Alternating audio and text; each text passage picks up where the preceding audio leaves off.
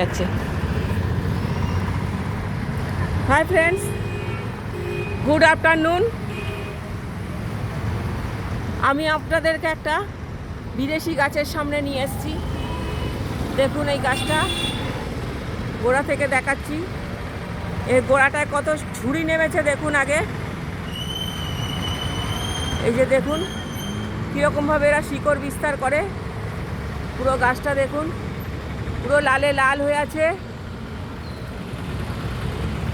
এই যে পাতাটা খুব কাছ থেকে দেখাচ্ছি, দেখুন এই যে পাতা, এই যে পাতাটা দেখুন কত সুন্দর। এই যে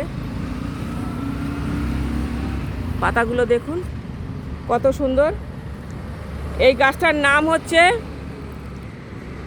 এসার ম্যাক্সিমো উইকজিনিয়াম।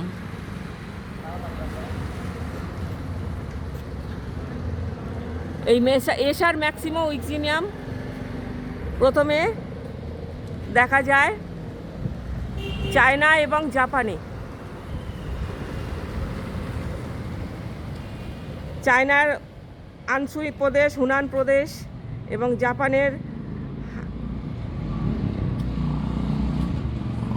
হানসু প্রদেশে বেশি এদের দেখা যায়।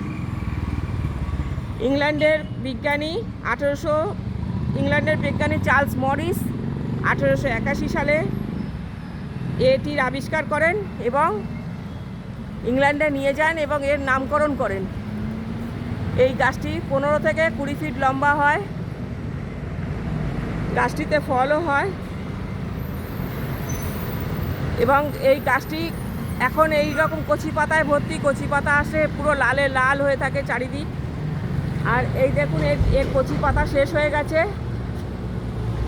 এই যে গাছটাতে ফলও এসছে, পরে এটা সবুজ হয়ে যায়।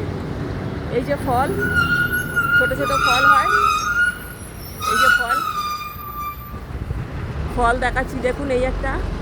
এবং এই যে ধীরে ধীরে ধীরে ধীরে যখন কালারটা চেঞ্জ করে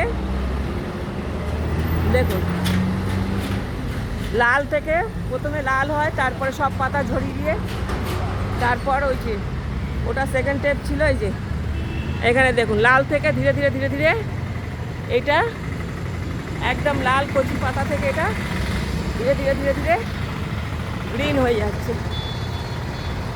যাচ্ছে, ধীরে ধীরে। Thank you. ভিডিওটা ভালো লাগলে অবশ্যই একটা লাইক, শেয়ার, কমেন্ট করবেন।